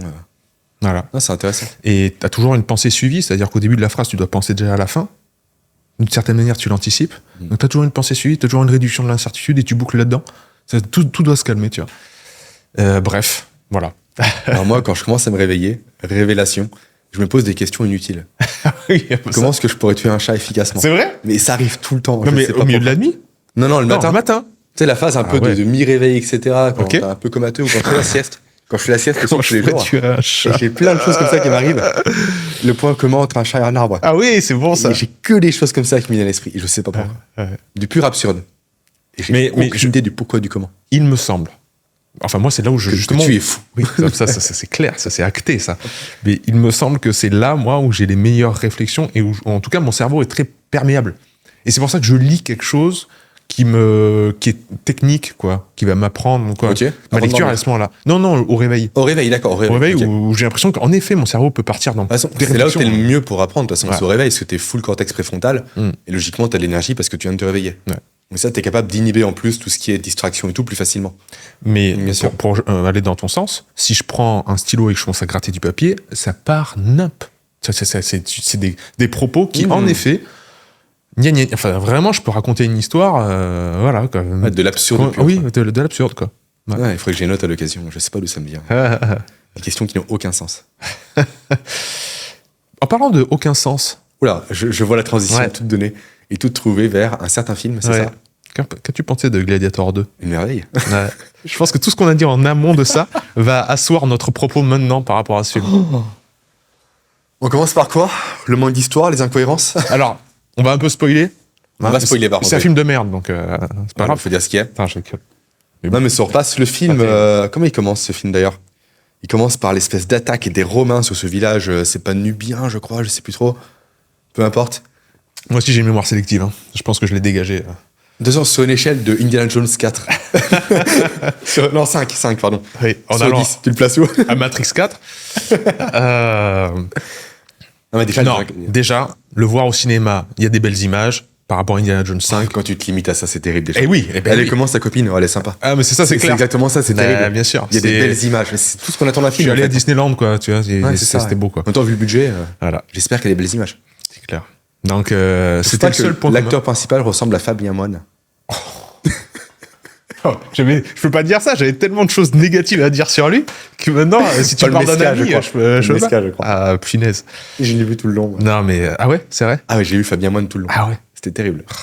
Bon, Fabien, désolé. Enfin, tant mieux si t'as joué dans ce film, mais à part ça. Non, mais il est terrible. On commence par quoi ? Par les babouins. On commence par les gants de boxe. Cette scène est terrible avec les gants cloutés. Ouais. Oui, non, il y a rien qui va. Il y a des gants et des clous comme ça. Il se prend des mandales. Il y a pas une trace de sang. Ouais. Il y a pas une trace de sang. Ouais, il y a des incohérences partout. On dirait qu'ils ont essayé de cocher toutes les cases de ce qu'attendait en fait le fanservice. Ah ouais, la checklist. Voilà, la checklist. Il faut telle musique, ok, c'est bon, on l'a mise. Il faut le nom de Maximus, on l'a mis.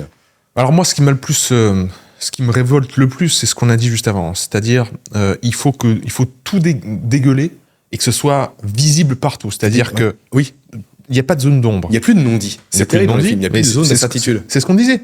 Ouais. C'est-à-dire que tout ce qui est inconfortable, c'est l'incertitude. Donc, ok, on va l'enlever. Donc, l'héroïne, l'actrice principale va nous répéter 50 fois quelle est la fille de Marc Aurèle. Tout le monde a bien compris dans la salle, je suis la fille de Marc Aurèle. Même les bezios au fond, là. C'est terrible. Je suis sa fille. Au secours. Et c'est que ça, en fait. Que des trucs qui... On vous prémâche le travail. Zéro effort. Spoil partout. Encore une fois, c'est l'économie de l'effort constamment. Ouais. L'économie de l'effort. Ne réfléchissez pas. Par contre, il y aura plein de boum-boum et de grosses images. Hein. Ouais. Bon, ben voilà, c'est un film de merde. Parce qu'en fait, ce qui intéresse l'être humain, comme tu as dit, par rapport à tes enfants ou le goût de l'effort, c'est l'anticipation d'arriver au 2e étage de la Tour Eiffel. Donc moi, je veux anticiper des trucs que je connais pas. Je connais le frisson de « Ah, ça m'a surpris !» Un des grands, producteurs, pas que cinéma, cinéma on pourrait dire Nolan, mais ça pourrait être Kojima pour les jeux vidéo, c'est des personnes qui, et il avait dit quand il avait sorti Metal Gear Solid 2, il a dit il faut savoir trahir les attentes du public. Oda, pour One Piece, 27 ans. Même Martin, c'est par rapport à Game of Thrones. En fait. Bien sûr. C'est des gens, ils font leur œuvre dans leur côté. Ce qu'ils nous proposent, c'est pas des promesses de qualité, etc. C'est une authenticité. Astier aussi, il le fait très bien. Bien sûr. En fait, j'écris mon calnote, pas celui des autres, c'est mon calnote. Heureusement, tu te rends compte. J'écris pas pour vous, les gars, je m'en fous, c'est mon histoire, c'est pas la vôtre. S'ils commencent à regarder les analyses, les avis de tout le monde... On vient à la paralysie dont on a parlé précédemment, en fait. On ne peut rien faire. Comme Star Wars. Comme littéralement dans plein dedans. Comme tu as très bien dit, la checklist. Oui, Palpatine, c'est bon. Palpatine s'est mis. On va mettre un gros méchant, il faut que ce soit comment, etc. Et je passe le bonjour à un ami qui s'appelle Pavlé, qui était là à ma retraite, là, et qui travaille dans l'audiovisuel et qui fait des films, courts-métrages, etc. Et il se plaignait de ça, il me parlait de ça, et il se plaignait justement de ce genre de choses. Il me disait, il pitchait l'idée, il avait gagné, si tu veux, l'appel à projet pour je crois un court-métrage. Il pitch l'idée au service marketing. C'est des gros projets, donc il y a beaucoup de budget, t'as les services marketing, le machin, le truc, producteur et tout. Déjà, quand ça commence par là, déjà, c'est compliqué, quoi. C'est ça. Et donc, il leur dit, bon voilà, nous, on a pensé à ça pour la mise en scène, etc. C'était la mise en scène d'un reportage sur un très grand compositeur de musique, en fait. Okay. Donc, il faut qu'il y ait un storytelling et tout, tu vois. Donc, il pitch ça, et le marketing, au bout de 2 secondes, leur dit, attends, on comprend rien. On comprend rien à votre truc là, c'est trop compliqué. Mais tu vois, il commence à énumérer les cases à cocher, tu vois. Et c'est où ça, il faut dire plus ça, etc. Et Pavlé, il regardait, enfin, c'était en Zoom, tu vois, c'était en visioconférence, et il regardait les autres de son équipe qui commençaient à être s'amadouer, tu vois, à se rabaisser, à dire « Ah oui, d'accord, vous inquiétez pas, on va changer le truc, etc. » Et lui, il était là. « Et toi, Pavlé, t'en penses quoi ?» Il dit « Non, mais votre truc là, non. C'est de la merde. On va pas bouger, en fait, d'un iota. L'idée, c'est ça, et c'est ça qu'on va faire. » Et en fait, la responsable projet était là. Elle a dégagé l'équipe du marketing, elle a dit aux gens, sortez de la réunion Zoom, elle est restée toute seule avec lui, il a expliqué profondément les causes et pourquoi, etc. Et ça a été accepté. Et donc, c'est-à-dire que si on a toujours un aspect marketing à vouloir satisfaire tout le monde, on va pas proposer une œuvre d'art.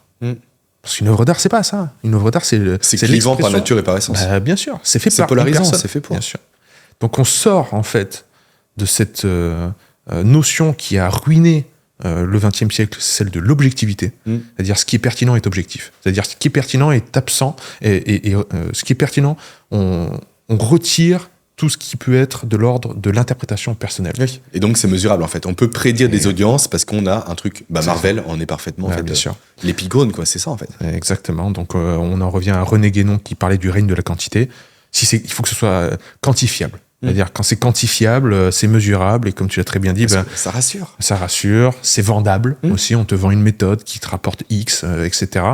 Et petit à petit, on revient à ce que Husserl appelait la phénoménologie, l'expérience de première main, ce que Steve appelait la pleine conscience aussi dans les traditions méditatives. C'est-à-dire, ok, vous me parlez d'un outil, ou vous me parlez d'un film, vous me parlez d'un protocole sportif, mais moi, je vous parle de ce que cela vous fait de le faire. On ne parle pas du protocole, pas de la masse, de la mesure, du nombre de répétitions, mais qu'est-ce que ça fait en vous ? Et c'est comme ça que Go et Mio, quand ils ont inventé leur truc d'appréciation des restaurants, en fait, ont révolutionné en fait, la restauration. C'est que pour la première fois, ils ont créé un guide qui disait pas ce qu'il y avait dans l'assiette du restaurant, il disait ce que ça faisait de manger dans ce restaurant. Donc, l'expérience de première main. Et on revient à ce subjectif-là.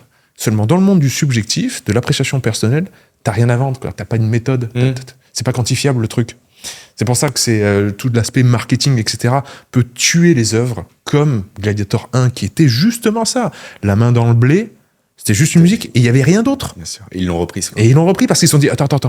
Il faut qu'on le mette. Ça a marché. Ouais, ça a marché. Et non, c'est pas la même chose. Non, c'est marrant. Il y a un tout derrière, une expérience. Exactement. Donc ouais, notre cher Gladiator 2, moi je l'appelais Gladiator 0, quoi. Ouais. C'est nul. Il n'existe pas, de toute façon, il n'y a rien. C'est clair. L'avantage, c'est qu'il sublime le 1. On ne peut pas lui retirer ça. Il nous rappelle que le 1... Et pourtant, 20 ans après. C'était un putain de bon film. 20 ans après. Gladiator, il y a zéro charisme, il n'y a pas d'attache émotionnelle. Même l'antagonisme, il n'existe pas, en fait. Non. Oui, non. C'est qui? C'est pas Pedro Pascal. Ah oui. Mais même lui qui est un excellent acteur. Mais c'est un super Au acteur. demeurant. Mais en fait, il a aucun antagonisme avec le protagoniste. Non. Parce que c'est un simple général des armées qui ordonne de tuer un village parce qu'on lui a dit. Mais oui, et même on le prend en Alors sympathie. Oui. Moi, c'était plus. Donc, il n'y a pas, comme tu dis, il n'y a Alors pas qu'au début, d'antagoniste. effectivement, avec Commode, il y avait un vrai parti pris, une vraie dualité. Bah, c'est ça. Parce qu'il y avait une attaque qui était directe, en fait, envers Maximus. Là, c'est pas le cas, c'est une attaque qui est indirecte. Ouais. Non, mais ça n'a vraiment aucun sens. Bon, Gladiator 0, c'est 0. Les complots, quoi. Ah oui, il hurle dans le palais devant tout le monde qu'il veut buter le roi, quoi. J'avoue. Ça n'a aucun sens. Ouais. L'empereur, pardon, ça n'a aucun sens. Ouais. Il n'y a rien qui va. Ouais. Il parle pas la langue. 2 secondes avant, il vient de parler, quoi.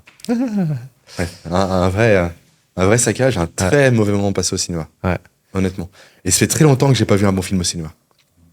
Quand je t'en Dune 2. tu sais, genre le film, tu t'arrêtes, t'es scotché. T'as besoin de quelques secondes d'intégration, quoi. Ouais. Dune 2 était très sympa. Ouais, Dune 2, ouais, moi je l'ai aimé. Hein. J'ai vraiment mais il date Dune 2, il est pas non plus. C'est cette année, bien sûr. Oui. Mais il y a quand même plusieurs mois, quand même.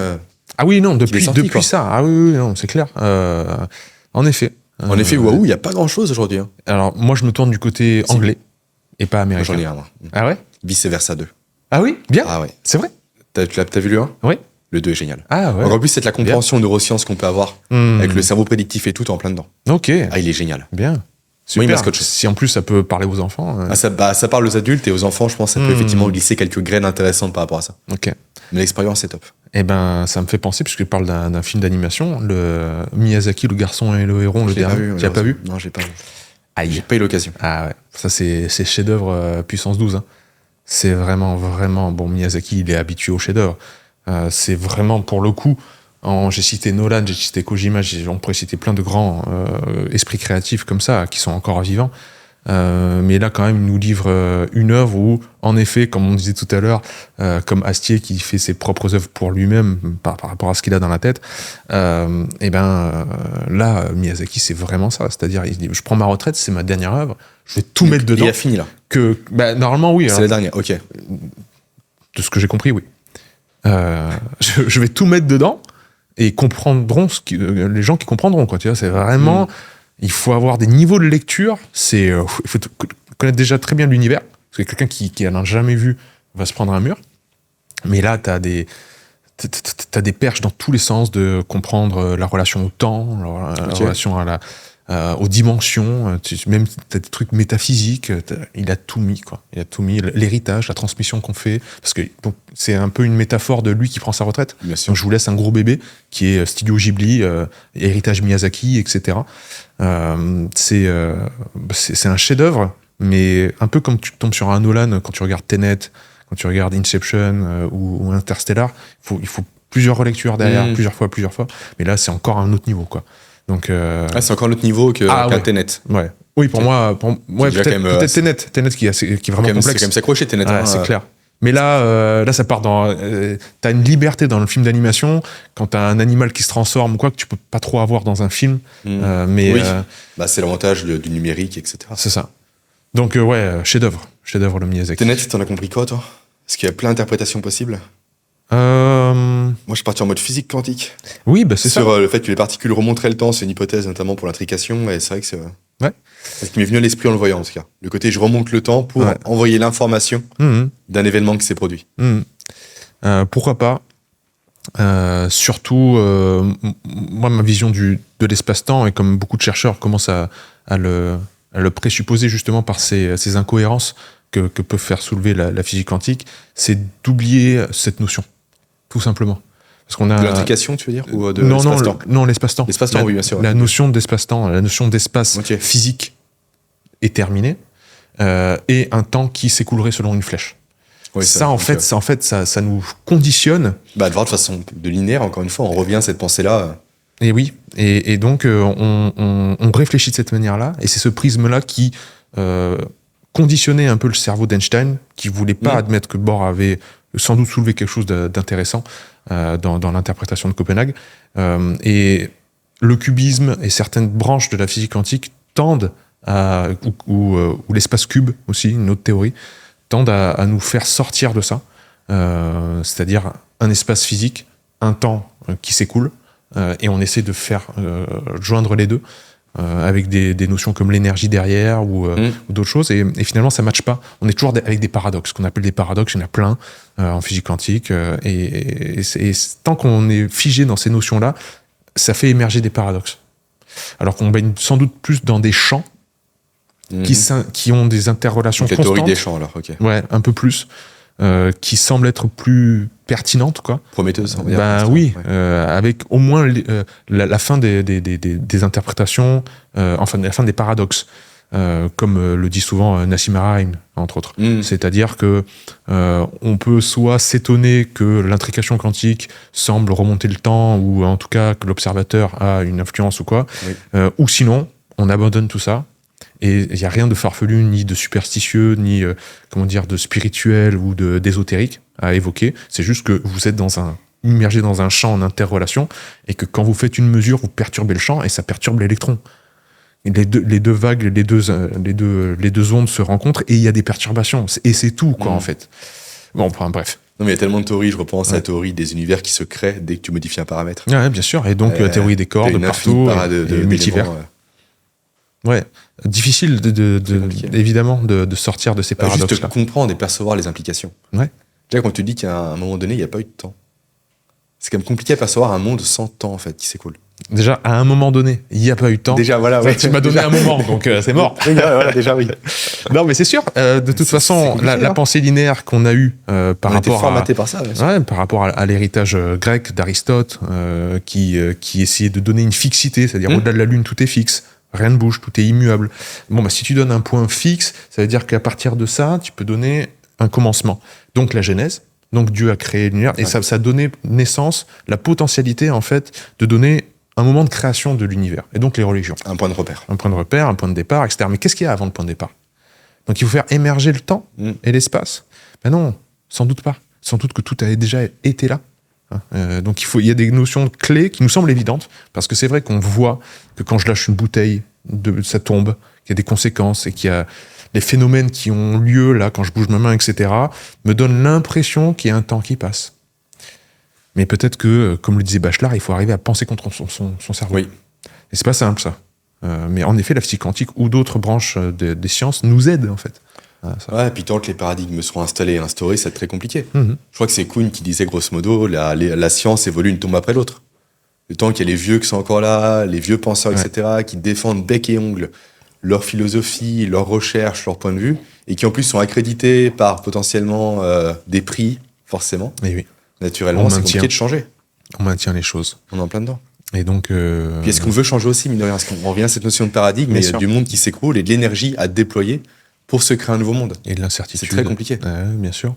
Donc les gros coups de pied dans la fourmilière, qu'on juge ça bien ou mal, les Trump, les Kennedy, etc. Septationnisme. Au moins, autant, des choses nouvelles vont émerger. Oui. Bon. Bonne ou mauvaise, peu importe. Mais le paradigme risque de bouger. Oui. On est bien d'accord. Donc voilà, c'est peut-être pas un mal pour un bien, ou un bien pour un mal, je sais pas. Il nous reste 20 minutes. Oui. En parlant de choses nouvelles. Hop, je vous remets ici. Tu vas sortir un livre ? Ouais. 2, pardon. Ouais. Oh, le mien est déjà là-bas. Oui. Il est là. Je vous signale que votre cerveau n'est pas programmé pour être productif, et c'est Luffy qui me plussoit. Ça. Qui accrédite tes propos. Magnifique. C'est beau. Ouais. L'écriture, c'est comme je l'ai dit tout à l'heure, c'est un outil que j'aime énormément. J'ai toujours beaucoup écrit, surtout quand j'ai été seul dans ma vie au Japon. J'avais besoin d'extérioriser des choses que j'avais en moi. Donc j'ai toujours écrit. Et là m'est venu comme une forme d'entonnoir, des moments où tu rassembles pas mal de tes recherches et un point de convergence émerge, mais là, ça a été les émotions. On va savoir pourquoi, mais voilà. Donc, je bosse sur un livre sur les émotions je l'ai appelé ça un manuel parce que c'est vraiment, j'aurais pu appeler ça un essai. Les essais de Montaigne, c'est rigolo les essais parce que c'est le seul domaine dans la littérature où le meilleur exemplaire a été le premier et porte le nom de ce truc. C'est-à-dire les essais de Montaigne, c'est à la fois le meilleur des essais et c'est le premier. C'est-à-dire, voilà, bon, bref. T'as un peu ça dans les jeux vidéo.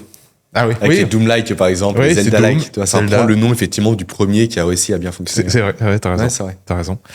Et donc un essai, c'est une tentative. Donc ma tentative, ça va être de parler des émotions en faisant se réunir 3 branches des sciences cognitives, que sont l'intelligence artificielle, les neurosciences et la biologie. Donc que dit l'intelligence artificielle, donc héritière de la cybernétique, qui est très mal compris, surtout dans le monde alternatif où ah non, c'est le monde des robots, c'est pas bien. Tout de suite c'est négatif, c'est contre le vivant, etc. Alors que ça découle juste de notre compréhension de la cybernétique, de la théorie de l'information de Shannon, etc. Donc il y a des choses très pertinentes, notamment la notion de feedback, en fait, qui est essentielle dans le vivant. Pour le cerveau aussi, essentiel. En fait, ça nous a aidé en sciences du vivant à comprendre le système hormonal. C'est ce qui fait des fois à l'école. Aussi le feedback. Bien sûr. Le retour, le rétrocontrôle. Ça, l'intelligence artificielle.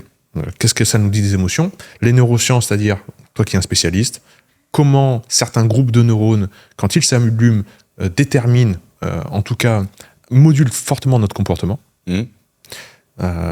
Certains groupes comme l'amygdale, le cortex, ceci, cela.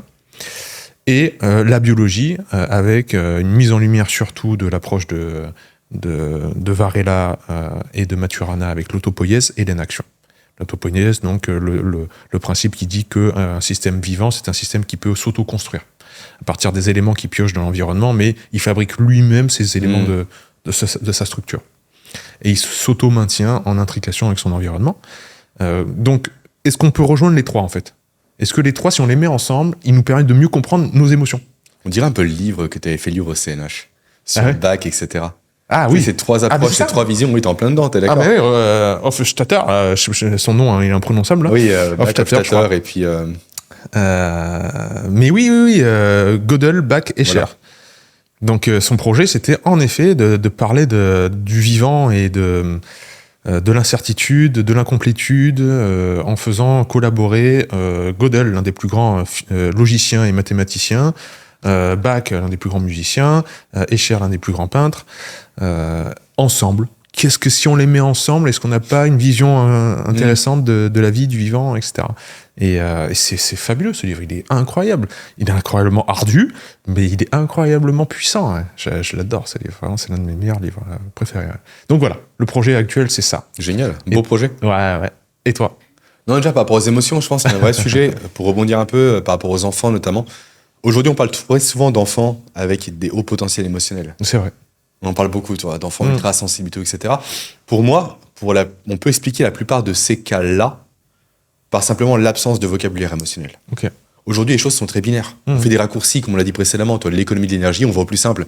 Soit t'es content, t'es pas content, t'es méchant, t'es gentil. Et en fait, les enfants n'ont pas la capacité d'exprimer avec des mots les émotions qu'ils ressentent. Et les subtilités entre les émotions. Entre la peur, la crainte, la jalousie, etc. Et je pense que ce manque de vocabulaire, vu qu'on voit le monde à hauteur du vocabulaire qu'on a pour le décrire, fait défaut à ces enfants et donc crée ce haut potentiel émotionnel. Grosso modo, je suis constamment sensible. Et je pense qu'il y a un vrai manquement par rapport à ça. Pourquoi ? À cause des écrans. Tout simplement, en fait, on limite les choses. Tu vas être papa. J'apprends rien, t'en as parlé en podcast récemment, je pense qu'on peut le dire. Ouais.